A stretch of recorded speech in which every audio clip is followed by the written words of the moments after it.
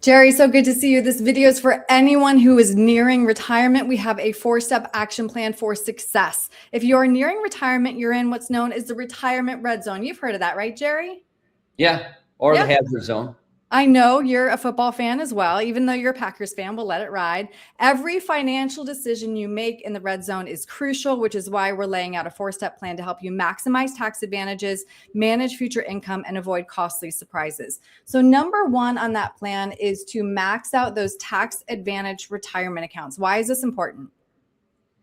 Yeah, it's really important time, like you were mentioning, this red zone, or what I call the hazard zone as well. This is very critical time during that retirement season. There's a lot of advantages to what I call the retirement plan contribution limits during this period of the red zone or hazard zone.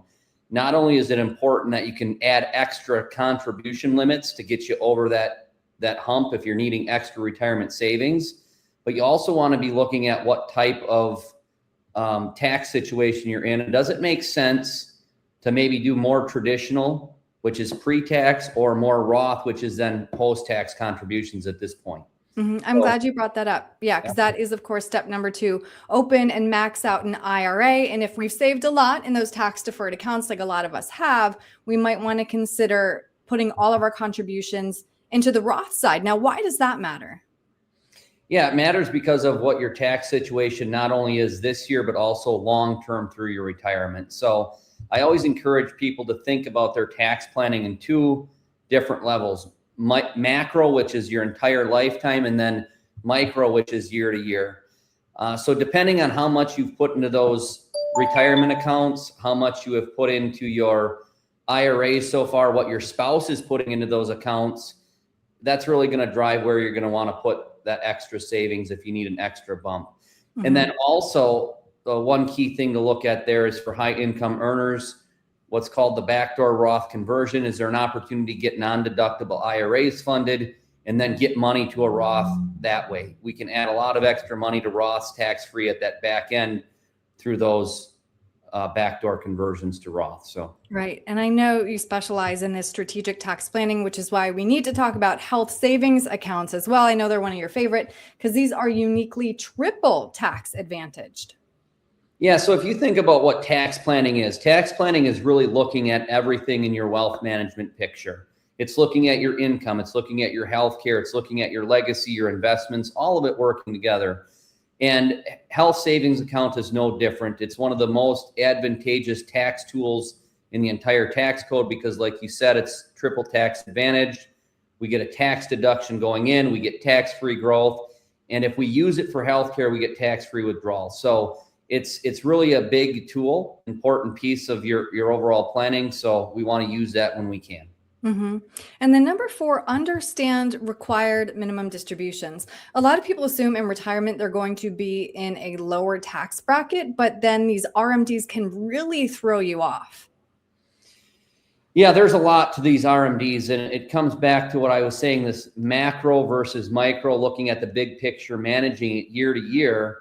And whether you pay the taxes on it now or taxes on it later, it's going to depend on what the tax rate is. So if the tax rate is consistent, if you're paying 15% now or 15% later, it's going to be the same, okay? What most people miss is that the complexity of the tax code, your different income streams, whether you're W-2 or earned income or non-earned income or Social Security, that's what drives your effective tax rate year by year and long term. So those RMDs can potentially force you into much higher brackets later.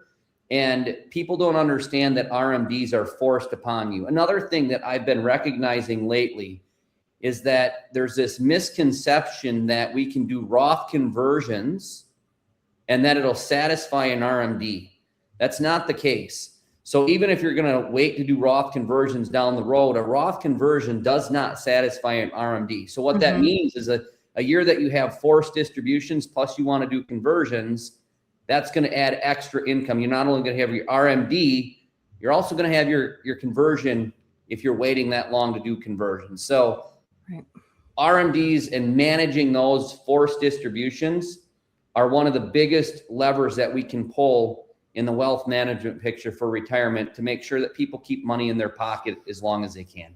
Right. And I'm really happy to talk this through with you because I think it helps remind us that we actually do have some autonomy over these RMDs and all of these taxes, what we'll pay. A lot of people assume they don't have control over it, which is why, again, it all comes back to proactive planning. And we do have a bonus tip for everybody. Consult a wealth management firm. Why does this matter?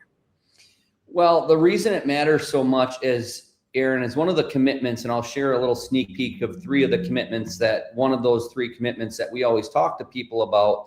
And one of those commitments is work with a specialist. Okay. So as complexity grows, and when we're talking about wealth management for retirement, the complexity is growing with income needs, how you're going to get income and when, the complexity of the tax code, the complexity of RMDs, complexity of healthcare, complexity of legacy.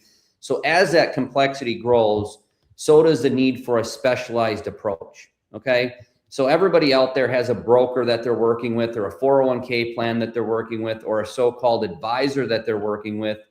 What people really need to be looking at during this red zone or hazard zone of retirement is working with truly a specialized wealth management firm, because it's not that general advice is bad. It's just that general advice can miss things that are really, really important. Mm-hmm. Okay? And missing something really important can be very costly at this stage of the game for wealth management and retirement. Absolutely. Well, Jere, if somebody is nearing that retirement red zone, the hazard zone, what's the best way to reach you with questions so they can put some of these strategies in place, which could save them hopefully thousands in retirement? Yeah, just on our website at www.northernwaywm.com. All right, Jere, thank you so much for your time today. I really appreciate it. Thank you, Erin.